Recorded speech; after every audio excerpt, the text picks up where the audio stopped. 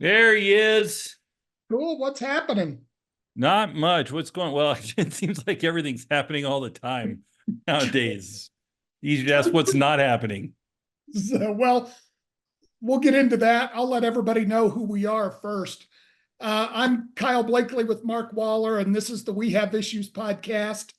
It's a podcast here in the Pikes Peak region looking at local, state, and federal issues.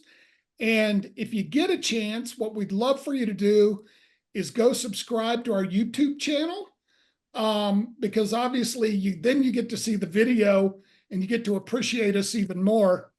But yeah, if you could subscribe on YouTube, that would be wonderful. And so And today we have well, hang on. And it's not if you get a chance, just go freaking do it. nice. Go subscribe. We need to grow subscribers so Kyle and I can live posh lifestyles. No, listen, we love providing this content. We just would prefer not to do it at a cost to us. We'd prefer to have it pay for itself at some point. But we love providing good content and love trying to keep people informed on what's happened at the local, state, and federal level in Colorado. So if you want to stay informed, go like us on YouTube. Do it right now. Not if you get a chance, right now. Good. So we keep mentioning local, state, and federal, which is a good lead into today's episode. We're going to tackle one issue at all three levels. So for a few minutes each, and kind of hopefully give our listeners and viewers an update on some things that are happening, maybe a little bit of additional info, don't know about that, but some analysis of it and something that a few things everybody can follow. And today it's just Kyle and Mark Unfiltered.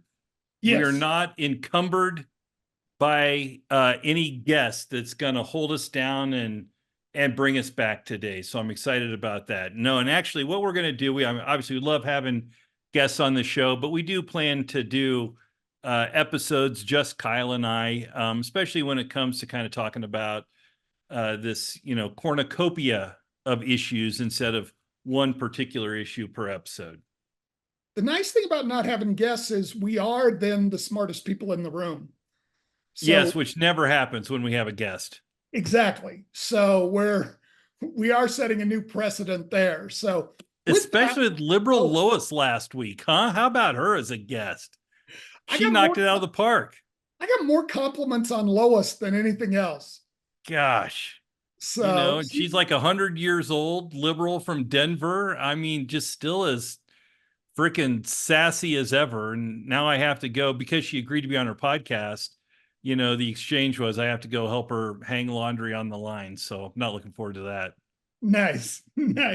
Well, obviously, hopefully we'll have her back as we dig into especially some more state issues this fall. Regular contributor. Yeah, love to have her back. So, all right, let's jump into the local issue for today. And that is the Amara annexation. Last week, the city council voted 5-4 to authorize the annexation, but there's still one more vote. And because we are nationwide, international, as we're talking about city and annexations, in this particular case, who are we talking about? Colorado Springs.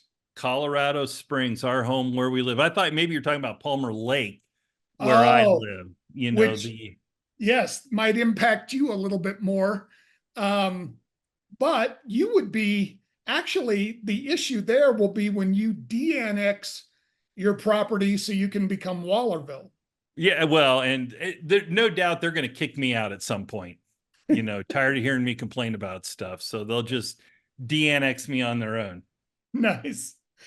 Yes, so Amara annexed into the city of Colorado Springs by a 5-4 vote. But again, an additional vote has to come up in about 3 weeks. But this issue's been around for a couple of years. It was actually a big issue in the mayoral election last year.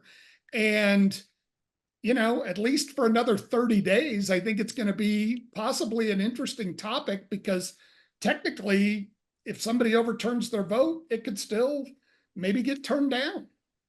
Yeah, I mean, here's what's kind of interesting to me. And for those that don't know, this is a huge annexation, kind of what southwest portion of town. Obviously, right now, not in Colorado Springs, but it will be the Southeast, far southeast southeast. area of Colorado Springs once it's annexed in, and it's thousands of houses. And there was, again, like you said, it's been going on for a couple of years now. There was one developer in particular that owned 85% of the developable lots within Colorado Springs, Norwood, who has said, listen, we don't want this to happen. We have all the lots, and we're worried that if you build or if you annex in other virgin ground that has developable lots, maybe by the time we get ready to develop our lots out in Banning Lewis Ranch, there won't be enough water or whatever. Might not be enough for us. So we would like to make sure that, we have, the current existing map stays the way it is, and we don't continue to add more developable lots. The problem with that is this: you can't have one developer that has all of the developable lots within the city of Colorado Springs. I mean, it just seems monopolistic to me, and seems like it's not a good idea for consumers or people who are going to be buying houses eventually. I mean, we already have an affordable housing crisis. It costs way too much to be able to afford a house. I don't know how kids like my kids' age, son's 25, daughter's 21, how they're ever going to be able to afford to purchase housing in this area. It's just not going to happen because it's so expensive, right? Yeah, yeah. It's gone up so amazingly over the last few years. And the houses down in Amara, if it does get in, would be starting in the high 300s, which for Pikes Peak region is kind of the affordable. affordable. Isn't it insane to say that something in the high 300s is considered affordable housing? But Exactly. I think I read a statistic not too long ago. The median price of a house in Colorado Springs or in the region, $579,000. Yeah, which is just amazing.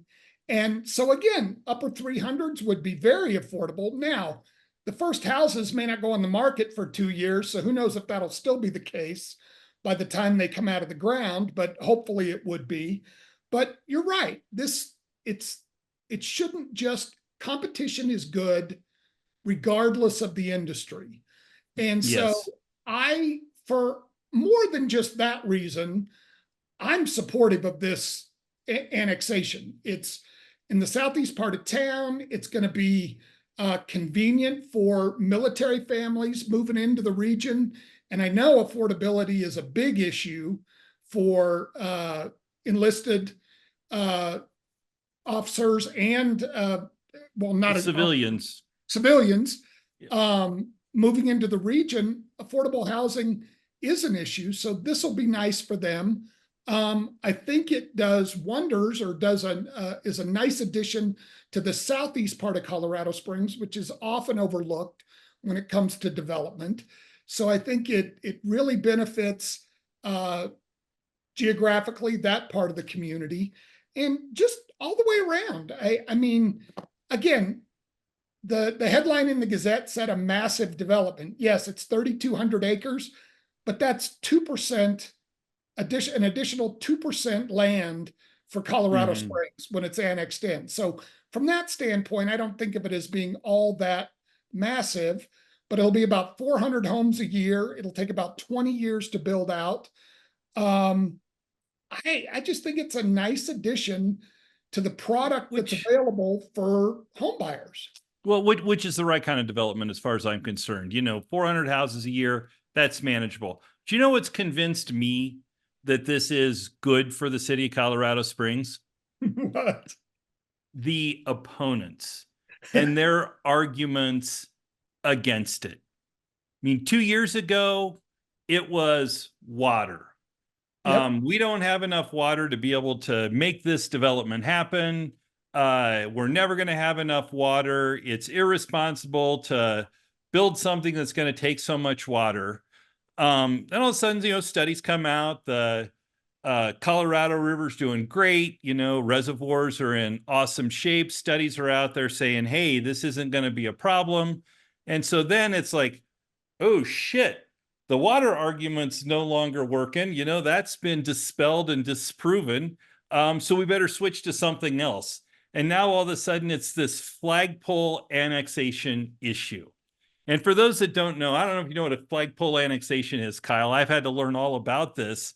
No, I did know what this was. One of the few things I know. Yeah, well, and I had to learn all about this in my time as a county commissioner. I had no idea before. But, for our listeners and our viewers, because everybody's going to go to YouTube and subscribe, flagpole annexation is basically, where you draw a pole up, circle an area, and then draw the line back down to create an annexation. Kind of looks like a flag on a flagpole. That's the idea behind it. And now the detractors, the people that are opposed to this, are saying, listen, we shouldn't have flagpole annexations in Colorado Springs. That's not a good way to engage in community development for a city. It extends us out too much, makes us too big, and it overly taxes law enforcement agencies, fire protection, stuff like that, that now is going to have to travel that much further to get to the areas they need to serve. I mean, it kind of makes sense if you hear that argument in a vacuum. Do you want to know what the problem with that argument is, Kyle, from all of these detractors? Well, from my standpoint, the problem with that argument is our development laws say if it's within 3 miles, it's perfectly fine. It can be annexed in, and this is only a half mile away. So for me, that's why. But what's your thought? Yeah, absolutely. That is part of the master plan for the community. Say 3 miles works. Here's what gets me about this. And for me, I try to make things about consistency in, the political arena when it comes to public policy making. But the very detractors, the ones that are saying, hey, we shouldn't engage in this policy of flagpole annexation in the city of Colorado Springs, were the very leaders in charge of our community when they needed to annex in the area up by the Air Force Academy that was a flagpole annexation for the Academy Visitors Center. Interesting. I didn't realize that. Flagpole annexation. Oh, flagpole annexations have happened. This is why I know what a flagpole annexation is. Chaired the Board of County Commissioners, or was on the Board of County Commissioners when that flagpole annexation happened, to draw in that area that now encompasses the visitor center for the Air Force Academy. And that was all done to be able to put the Academy Visitor Center into an urban renewal authority, a URA. It has to be done as a part of a municipality. And then once that becomes a part of the municipality, then they make the URA, they move the URA to encompass that part of the municipality. So flagpole annexations have been happening. They've happened.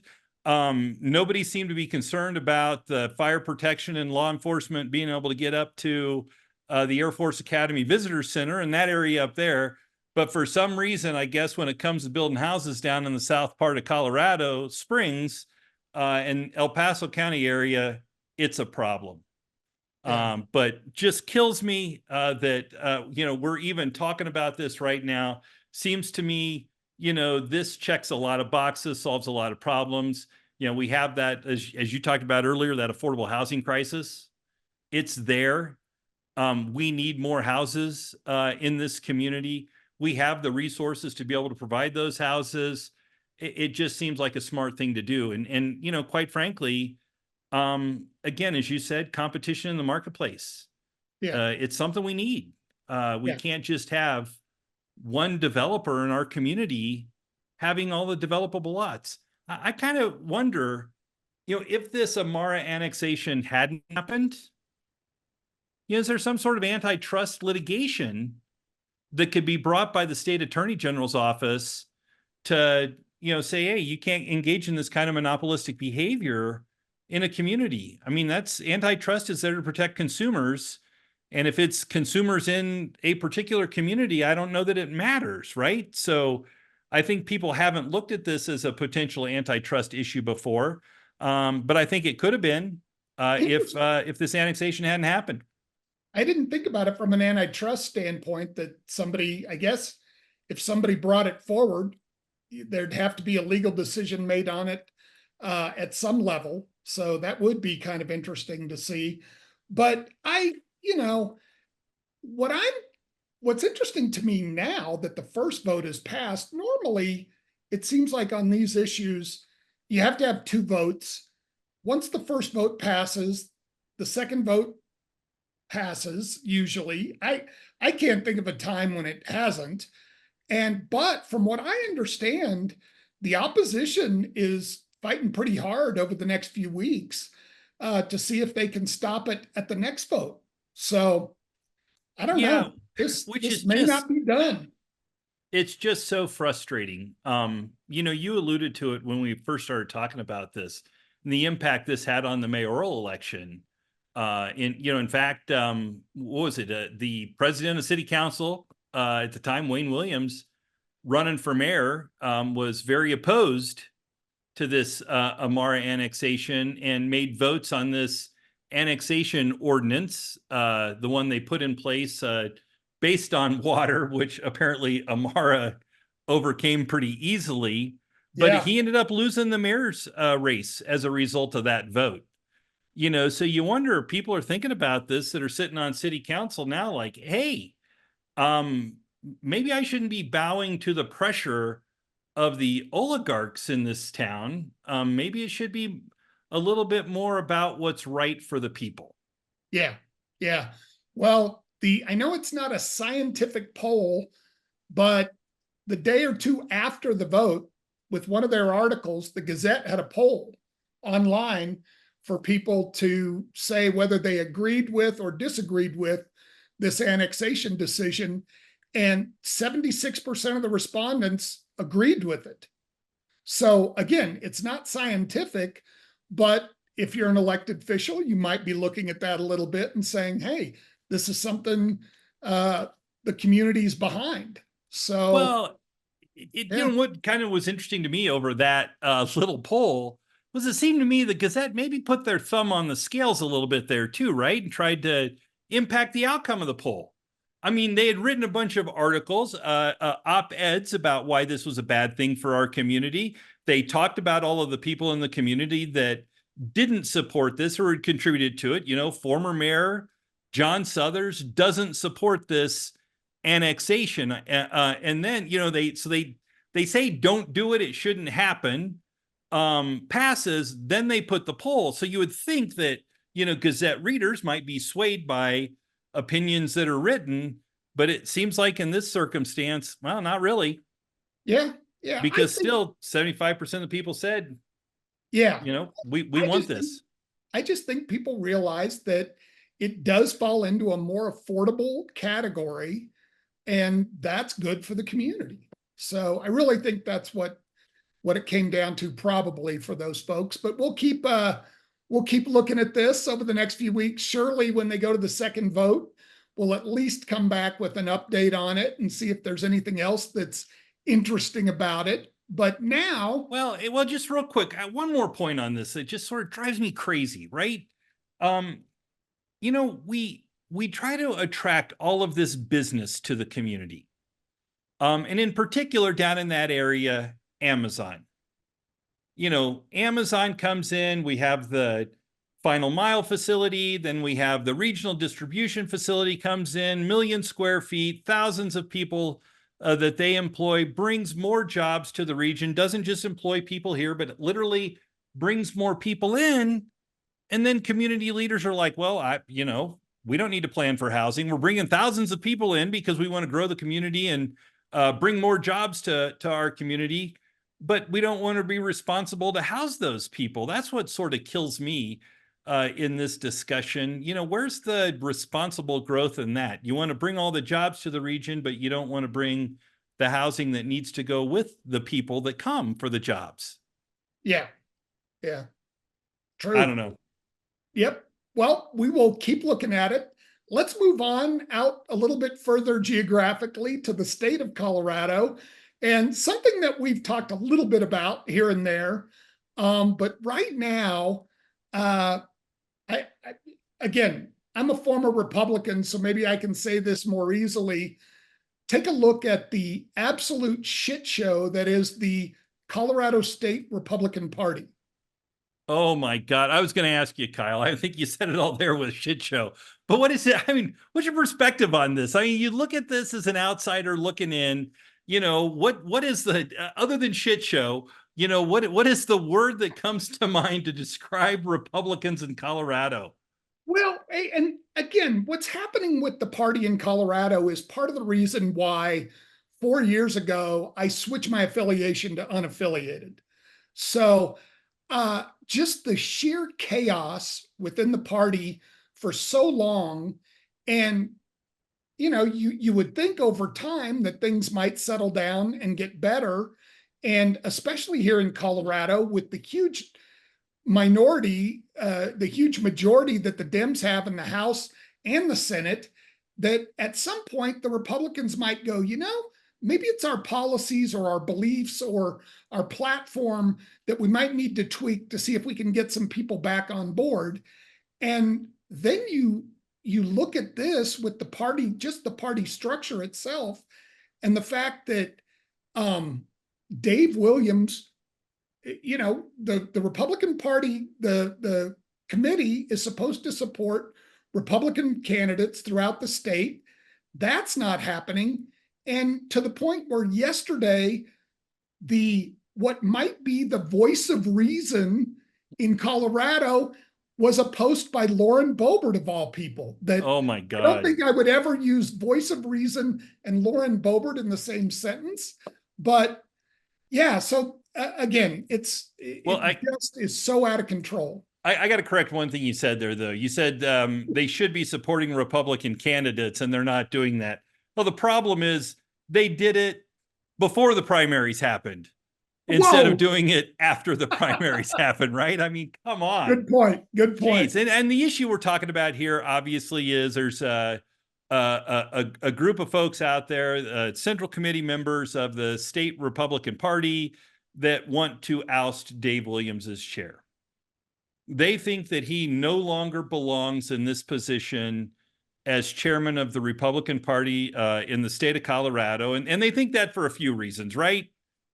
Number one, ran for Congress in an open seat while he was actively the chair of the party, used resources from the state party to fund his campaign, gets called on it, then pays the state party back for funding mailers, but he still gets a benefit from having used the state party, even though he refunded the state party for the cost of the mailers. He still gets the bulk rate for mail from the state party that he would not have gotten had he done it as a regular candidate. So he derived a benefit from the state party that he probably shouldn't have.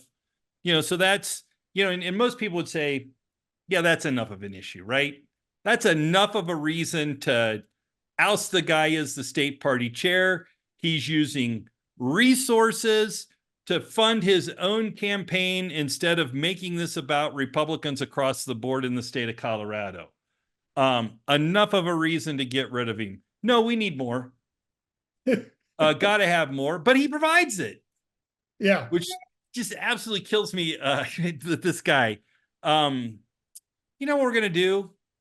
We are going to, charter says that we're not supposed to do this, not supposed to endorse or support candidates before the primaries. But hey, before the congressional seat popped up, I, Dave Williams, won a job with the Donald Trump administration. What's the best way to curry favor with Donald Trump? I know what we'll do. We will endorse him in the primaries. But wait, the charter says we're not supposed to do that. The bylaws say we shouldn't do that. We'll just change the bylaws. We'll manipulate the electorate, change the bylaws, and then we can endorse Donald Trump in the primaries, which is just after asinine. taking money from the other candidates. Yeah, that's true. Let me extort a bunch of money from the other candidates. Hey, you can't come and campaign here unless you pay us. You won't get on the Republican primary ballot unless you pay us. Now that you've paid us, we're going to endorse Donald Trump. Yeah. Just absolutely ludicrous that we would be talking about this at this time in Colorado politics. But now these people, now I'm still a Republican, proud Republican. I, espouse the values. So I get called a rhino all the time. I say it all the time. I get called a rhino so much I'm starting to grow a horn. Now nobody can tell me what it is about my policy platform that makes me a Republican in name only. Not at all. They just say, hey, you're a rhino because you don't believe the election was stolen and you oppose Dave Williams' actions as the state party chair. So obviously, Mark, you're a rhino. But one of the things that sort of getting me now is they're saying, but Mark, here's what you got to do.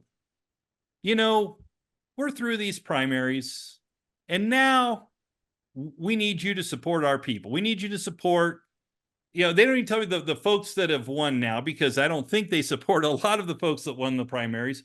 But hey, you really got to step up now. These are the same people that 2 years ago, when their candidates didn't win and they weren't in charge of the party, they were saying, leave the bubble blank. Yeah. Don't vote in the general election because we don't want you to vote for the Democrat, but we also don't want you to vote for the Republican. So just leave the bubble blank. But now they're saying, now we weren't about unity then, but now that we're in charge, Mark, we want people like you to be about unity now. Yeah. Yeah. Don't do what we did 2 years ago. Toe the party line now. So part of what I don't get, and again, I think you understand the structure of it and what's going on better than I do, because I catch different things. So I saw like an article that said there was going to be a meeting to hold a vote to oust Dave. And then I saw where actually there were 2 meetings planned. And one was Dave and his supporters were going to do a meeting to vote on it. And a bunch of other people were going to do a separate meeting to vote on it. And one, I don't understand the legal ramifications of that, who has the official meeting, but it just adds to the chaos. Well, Kyle, you too could be a Republican because nobody else understands the legal ramifications of this either. Yeah, so who knows what well, and here's what it is. It's hysterical. It is just laughable, all of the stuff that's going on. So, different sides of the parties have called different meetings at different times. People have, that are in different places in leadership have now been ousted, locked out of their county email or statewide email, whatever. This has resulted in, at one point, holding a meeting under a bridge. I heard about that. The official state party held a meeting under a bridge. And I think the idea behind that was the people that are opposed to Dave Williams had decided to have a meeting. And so the people that are in support of Dave Williams said, well, no, we're going to call the meeting ahead of time. We're not going to tell anybody about it or where it's going to be. We're going to hold it under a bridge. And in that meeting, we're going to adjourn and say, we don't need any more meetings. Therefore, the meeting by the people that oppose Dave Williams would be rendered invalid or out of order in some way, right? Inappropriate in some way. So they hold this meeting under a bridge. This is the state effing Republican Party, Kyle. Hold a meeting under a bridge to prevent other people from holding a meeting. Wasn't this like Trump's press conference at the landscaping company a few years ago?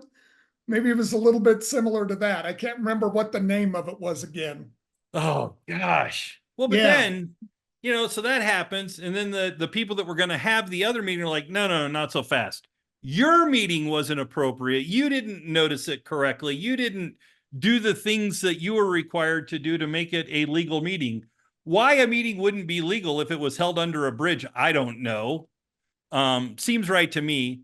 So what does Dave do? Spends a bunch of state party resources and says, I'm going to sue the other side to prevent the meeting from happening. Yep. And was successful, I know. at least for now. A Yeah. judge has stayed the other side's ability to have their meeting to oust him until the judge can make a determination or a decision. So it's just a temporary stay right now. Some people have said, oh, this judge has ruled in favor of Dave. No, the judge just said, Dave, we're going to give you a little bit, or we're going to take more time. So I, the judge, have enough time to adequately decide this case, which means maybe we're going to have an opportunity, or there is going to be an opportunity to oust Dave Williams as the chair if the judge decides that way, and then maybe there won't be an opportunity if the judge decides the other way. I can tell you the people in the state party are banking on the fact that courts don't like to get messed up in party politics. That's what they're hoping for. But it's not unheard of to have judges and courts decide against the party. I mean, that happened with Mary Bradfield when she was running for state legislator and just, missed at the assembly by a couple of votes, but that was based on the way the county party, Vicky Tompkins, inappropriately counted the votes. And so the judge says, no, you got to go back and redo that assembly. And then, of course, Mary made the ballot, won the election, and it's gone on. So I don't think it's unprecedented for courts to weigh in this issue, but certainly Dave's folks are banking on the fact that courts are going to want to stay out of this mess. But ultimately, what it comes down to then is we're engaged in all this infighting. What are we not doing? Promoting our candidates. Yep. Right. And at a time when momentum is really on the side of Republicans nationwide, I think, and should be in Colorado as well. We have an opportunity, or should have an opportunity, to pick up 2, maybe 3 seats in the state Senate, because we are so focused on the infighting. I seriously question whether that's going to be able to happen or not. I agree. Yeah, I don't think until there's some significant changes in the state party that Republicans will make any inroads in the House and the Senate, any significant ones. But I worry about this. You get rid of Dave. Well, you're right back to where you were in 2022 in that election cycle. And that's these people being on the outside, no longer being the new establishment. They're relegated back to their position of being on the outside looking in. And then do they engage in the same kind of behavior that got them here in the first place, which is, hey, leave the bubble blank. Yeah. Don't support Republican candidates. We want to see Republican candidates lose so we can win power as a state party. It just makes no sense to me at all. And then on the other side of this, you'd think, okay, we want to get rid of Dave. Everybody on the other side would be united in that effort, right? Nope. Yeah.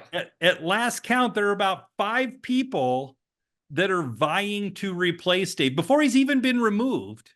Yeah. 5 or 6 people that want to be the person that replaces him. Yeah. And so there's not a lot of organization on that side either. Yeah. And it's, quite frankly, it's hard to watch. Yeah. And the show must go on. Makes me glad I'm no longer a Republican elected official in the state of Colorado, because it is an absolute unadulterated shit show. Yeah. Yeah. So now let's move on to the national stage. And it's been about a week since our last episode when we had Vince and Lois on to talk about kind of the historic occasion of Kamala or Biden stepping down and Kamala basically being anointed to take his place. I mean, I prefer coronated. Her coronation is happening. Yes. Yes, a coronation. And you and I have talked about this in between is momentum. Obviously, she has some momentum right now. Will she be able to sustain it through November? And, again, just looking online today at some of the numbers that are coming in. Her approval ratings are up, his are down. She's made big jumps with independents. He's lost some support with independents. So at least over this week, she still seems to be climbing with momentum. And they're still 2 weeks away from the convention, where in theory, she should get a convention bump. But again, that's all from the past. That's how things used to go. Nothing seems to happen the way it normally did. So who knows? But at least right now, it looks like she's got some momentum. Well, I think if ever there was an election cycle that was not like any others, I mean, this is it, right? Yeah. And it seems to me over maybe the last cycle or two, convention bumps are less and less, because the vote is really baked in. Yeah. There are so few undecided voters in these elections. I think what it comes down to a lot of times, and there are some swayable voters out there, and that's probably, this election is going to come down to that. But in large part, it's really about getting the base to come out to vote. Voter intensity. Nobody was excited to vote for, sleepy Joe Biden, right? I mean, they just were not excited about that at all. He was losing support amongst African-American voters, minorities. Certainly, the youth vote was not going to be coming out in this election cycle at all. And then Kamala all of a sudden becomes the anointed, coronated favorite to lead the lead the Republican Party. Oh my gosh, lead the Democratic Party moving forward, which is just hysterical to me. We want to have an open process. We want all comers to run as long as you support the one person we pick and nobody else. But it's an open process as long as you support the one person that the party insiders and party bosses have decided that you should support. But anybody else is welcome to join, and you can support whoever you want as long as it's our person. It's like, I keep hearing that message over and over again. If I was a Democrat, I'd be like, screw you. Yeah. Yeah. But it's so unprecedented. I mean, again, it's so close to the election in terms of picking somebody. I honestly believe, and I think I said this last week, they had to do it this way. If you waited until the convention and let all comers who wanted a shot at it to make their speech and then vote, that's absolutely probably too late to pull the campaign together and the money and all of that. That's just my view. So I don't think they had a choice. I get that. And I appreciate and accept that maybe they didn't have a choice. But don't fucking pretend like you do. Don't pretend like you're giving me a choice when you're not. Come out and say, this is what we had to do. Yeah. This is where we got to go. Yeah. But no. Here's what all my Democrat friends text me about how much money she's raised, 200 million. They're so giddy about that. Focusing on all this brat stuff and TikTok and, getting the youth vote out. I know this, if I know nothing else about elections, the one thing that you cannot count on is youth vote. And if you count on youth vote, you lose. Exactly. Like if you need an appreciable amount of that vote, it's just never happened in history. Maybe things are changing a little bit with social media and, having all of these social media influencers impact the youth of America today. But historically, if you've had to count on the youth vote in order to win, you're not going to get there. Exactly. And I see a tremendous amount of effort put into harvesting the youth vote in this election, which tells me they know maybe they're not getting it done with the other constituencies that they would normally utilize in order to carry the day in an election cycle.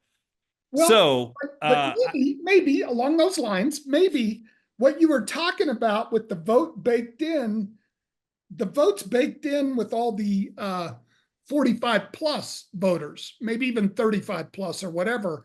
But maybe in this instance, a slight uptick in the younger voters could swing the day at the end. It might be. It seems to me probably not.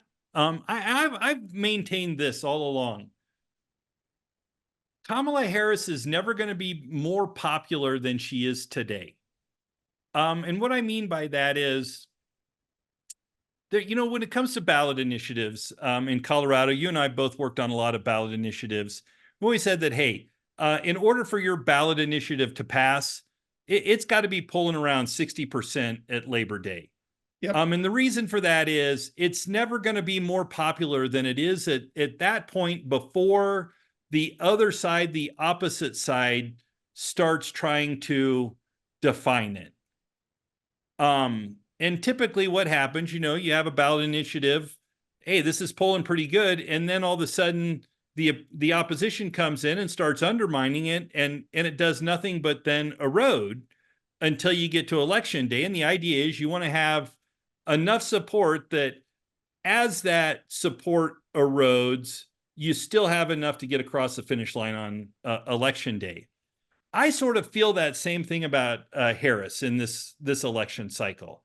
She's never going to be more popular than she is today because she hasn't been defined yet.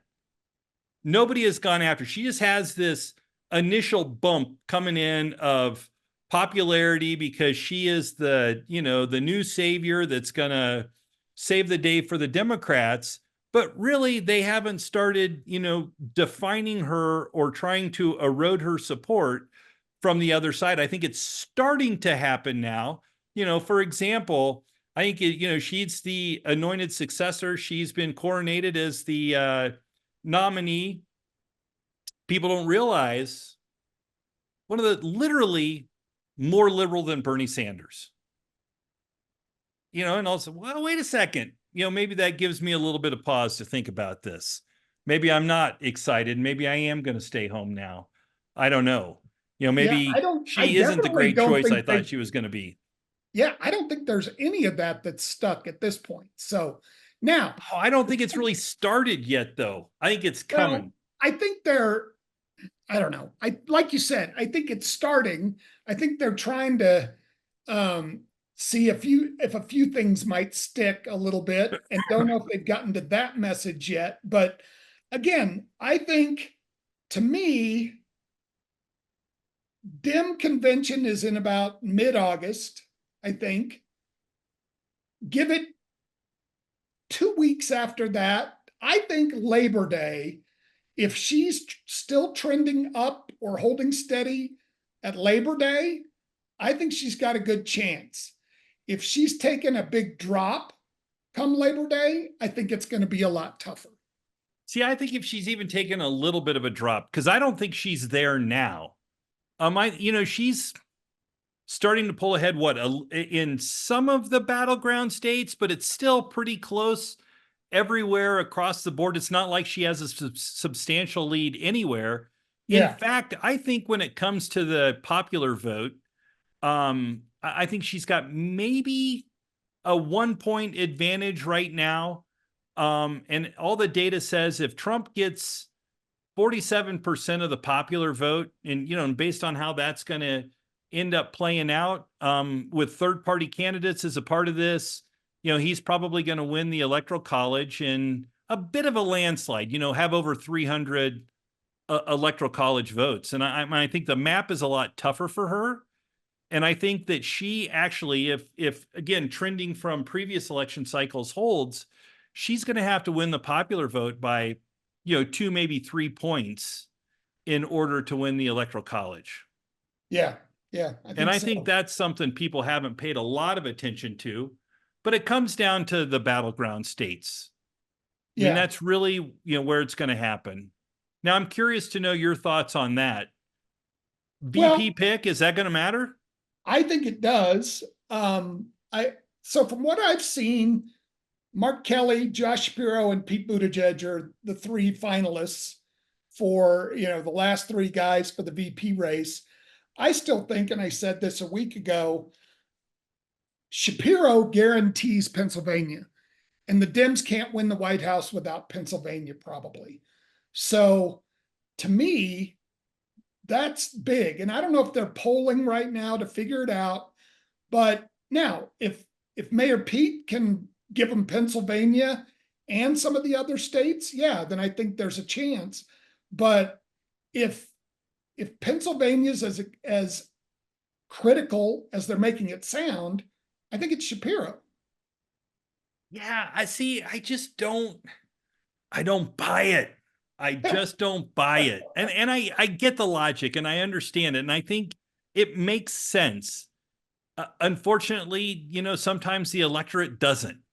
Um, I think it was several years ago, Al Gore, was the vice presidential nominee. Tennessee, right? Yep. Bill Clinton didn't carry Tennessee. True. So I'm not sure that it matters. Maybe that kind of matters when everything else is being equal. But again, I think this is defining Harris is going to far outweigh any popularity that Shapiro has. Yeah, I just know his approval ratings are 12 points or more above both Kamala and Trump. Yeah, it's like 70% or 75%, something ridiculous, right? Yeah. And I get it, but ultimately people don't vote for a vice president. They vote for the president. Well, when the other vice president's JD Vance, you might start voting for him. See, now, and look he's a perfect example. Popular guy, and still people started getting to know who he was. Exactly. And he has taken a beating over the last couple of weeks. And I think Harris is going to be the same. Yeah. Okay. Well, this is part of the reason why we're doing this, because it's fun to watch this shit as we keep going. So well, and Mark Kelly, people are like, oh well, yeah, boy, if we have Mark Kelly, he's a fighter pilot, an astronaut, white guy, check all the boxes. That means white guys are going to vote for him. I'm like, no. They're voting for the top of the ticket. Yeah. What are the chances? Vice presidents aren't decision makers. They're just not. And traditionally haven't been. They don't, engage in very little of the policy making process that's out there. So I just don't think it's going to matter who the vice presidential pick is. I would say this: if Nikki Haley was the nominee for the Republican Party, this thing would be over. I firmly believe that. And I agree with you on that. I do agree with you. Because just some semblance of sanity and those numbers would go well up above what you're talking about needing for Trump to win the Electoral College. She would be well above that, I think, in the popular vote. And please, people out there, send us your mean comments as a result of me saying that. I know it's not going to be a popular opinion to say, hey, Nikki Haley'd be winning this thing if walking away with it, were it not for Donald Trump being in this race. So I don't know. Yeah. It just seems to me that she'd be doing that. I think the other thing the Democrats I think they can win now, but initially I think, they were going to put this election cycle into a win column if they can take one of the three legs of the stool. Yeah. And I think that, all the indicators are that they're probably going to lose the Senate. I mean, the map just doesn't look good for them this cycle. And it looks like Republicans stand the opportunity to pick up a few seats there and take control of the Senate back. So they're really focusing on the House and the White House. And I think, when all the disasters were happening with Joe Biden, I think it was, well, if we can take one of the three legs of the stool, we'll consider it a W. And I do think, that this new energy and intensity may help down the ticket. I still think it's an uphill battle for her to climb to win, but I think their down ticket chances got a lot better. And I think that their down ticket chances may help them take the House back. For example, in Colorado, 8 congressional districts here, Republicans should be winning 4 of those seats, minimum 4 of those seats, maybe even 5. But I seriously question, with their energy and our lack of ability to keep from fighting with each other in Colorado, I think the chances of that happening aren't very good. I mean, currently have 3, and that's probably where we're going to end up. Yeah. Yeah. Well, all 3 issues today will be fun to keep an eye on as we go forward, kind of see how they all transpire. But also today, is there anything pissing you off this week? Oh my gosh. It's like, at first when we thought about doing this segment, I'm thinking to myself, boy, it's going to be hard to come up with something that irritates me once a week. But holy mackerel, it's hard to pick the one thing that's irritating me the most. I got to tell you, here's what's getting me this week. Did you have a chance to watch any of the coverage of the Olympics, or in particular the opening day ceremonies? I've seen a little bit of the coverage. I did not watch it while it was happening. Maybe I take that back. Maybe 20 minutes I caught of the opening ceremonies, but have seen some of the coverage. I think I know what you're talking about. Yeah. So I'm watching this, right? And it's kind of bizarre. Certainly, the just the whole setup was kind of interesting. It was something that's never happened before. And then they get to this scene on a bridge where there's this this fashion show catwalk thing happening, and then there's people sitting at a table that are a bunch of drag queens, and then this blue guy comes in, and I'm like, what the fuck is that? No idea. It was bizarre, weird. I wouldn't have done it, but hey, I see it, weird, whatever. And then all of a sudden people start comparing it to the Last Supper in some way. Like, hey, it just visually looks kind of similar. Yeah. If you have everybody sitting on one side of the table. Obviously this is mockery of Christianity in some way. And I'm thinking to myself, well, I didn't get that at all. I mean, it was weird and bizarre and not something I supported, but I guess to jump to that conclusion just seemed off to me. And people, by the way, a bunch of Republican, Christian, conservative people that tell the other side, don't be snowflakes because of the stuff that Donald Trump says, right? Yeah. Are now maybe what?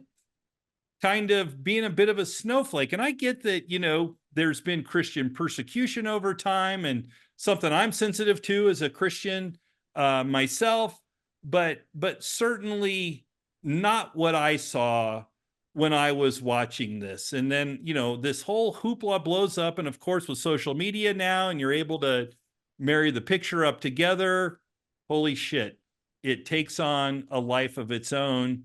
And now nobody should watch the Olympics. And if you watch the Olympics, you obviously hate Christ in some way, right?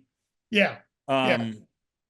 Well, and also, again, this is the same group that's posting pictures online of Jesus Christ with his hand on Trump's shoulder, like looking over him and everything. So if Trump's mockery of Christianity doesn't offend somebody, I don't understand why that visual at the Olympics would offend anybody. Well, and why does everything have to be something? Yeah. Like, I mean, we sort of discount the blue guy that they bring in at the end of that scene. Like, what is that? Just like an extra, disciple in some way? The, Papa Smurf disciple? I don't know. I mean, I was like, what the fuck was that? Yeah, that's the Blue Man Group. Yeah, and now there's this whole explanation that it was related to some other Dutch painting or something like that. Yeah, but to have to sort of ignore that piece of it, then import some other jump from not A to B but maybe A to M or something to get to the connection between that visualization and The Last Supper just seemed like a lot to me. Now, do I enjoy seeing a bunch of drag queens doing a drag show on a bridge? Not something I'm going to watch in my off time, right? And didn't seem appropriate for Olympics, but not once did I say, wow, I think they're mocking Christianity in the Last Supper. And then you see all these people online. I don't think I ever saw it originally, but it's all about reposting the meme to get clicks, right? Exactly. And so, they didn't see the blue guy, and they weren't like, well, what the fuck's the blue guy doing here? Again, Yeah. Papa Smurf as a disciple. I don't know. I mean, it was weird beyond belief, but I think sometimes we so want to be offended about everything, that we have to automatically start with importing negative intention to anything that seems contrary to something we might believe. And so, since this was a bunch of drag queens, obviously it's mockery of my religion in some way. Yeah. Yeah. Well, and good. That, Kyle, pisses me off. Nice. Good. Well, another episode in the books, and we'll keep an eye on all these things. And hopefully next week, if we can, we're going to have a little bit more of a discussion about the state Republican Party issue. At least that's what we're trying to get scheduled for right now, but who knows? But yeah, I always wondered if we'd have enough content for every episode, and it just doesn't seem like there's a lack of interesting political things going on right now. So, as we would say in the military, this is a target-rich environment, that's for sure, from a content perspective. But in order to continue to get this great content, Kyle, what should people do? Go to our YouTube channel and subscribe. Subscribe at YouTube if you want to continue to get this wonderful, tremendous analysis of everything that's happening at the local, state, and federal level. And at some point, we will have a major prize to be determined for our 1,000th subscriber on YouTube. You know what I'm thinking? Merch. We need to get t-shirts with our logo on it so people can proudly wear a t-shirt with your mug and my mug on it, our faces, so they can walk around in the community and have people say, wow, where do you get a shirt with two incredibly good-looking guys on it? I think that's the ticket. All right. Hey, take it easy. Thanks again for this week, and we will talk to you soon. Thanks, man. See you later. Take care.